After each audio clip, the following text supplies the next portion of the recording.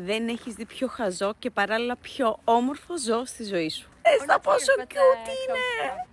Πόσο χαζά! Αυτή είναι η φάρμα στην οποία έχουμε έρθει για να δούμε τα αλπάκα.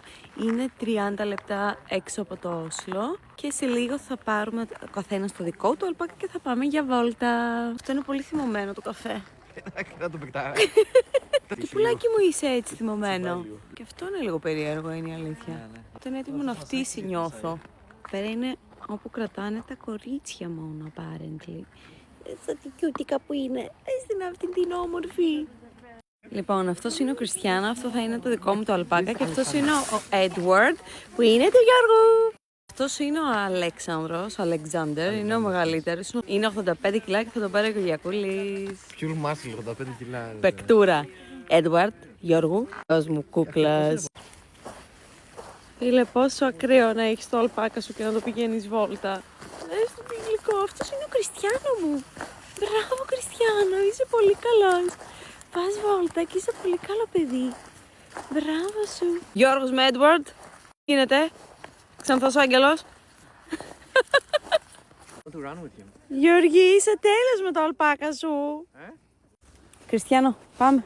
Πάμε παλικάρι μου, είμαστε τα τελευταία που έχουμε μείνει. Έλα, θα φας μετά. Πάμε. Πάμε Κριστιανό μου. Πάμε Κριστιανό μου. Τώρα έχουμε μπει μέσα στο δάσος και πηγαίνουμε βόλτα. Κριστιανό εδώ, πεκτούρα. Και είναι κάπως έτσι μέσα στο δάσος. Μπράβο, παίρνω. Τι ωραίος που είσαι.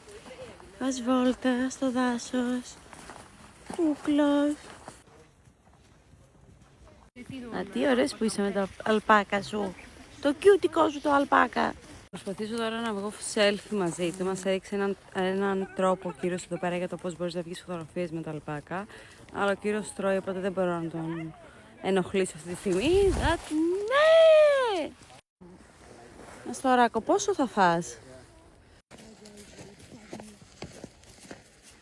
Και Εντουάρντ το ξανθό άγγελο και Κριστιανό Πεκτούρα δικό σου δυνατός. Μπράβο Κριστιανό μου!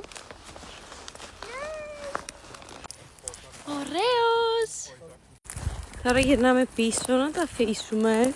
Ο γλυκούλης μου ο Κριστιανό ήταν πολύ καλό παιδί. Μπράβο κούκλε μου! Τέλειο, φανταστική εμπειρία.